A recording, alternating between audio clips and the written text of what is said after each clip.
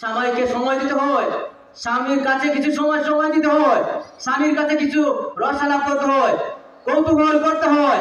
এই দুনিয়াতে যদি তিনি কৌতূহল করেন, পরকালের কৌতূহল তিনি ছিন্ন করে দিলেন, ব্যর্থ করে দিলেন। সে আল্লাহ ওলি রবে আবাসী এই দুনিয়ার ভালোবাসাটাকে লাথি মেরে মুছে দিয়েছিলেন।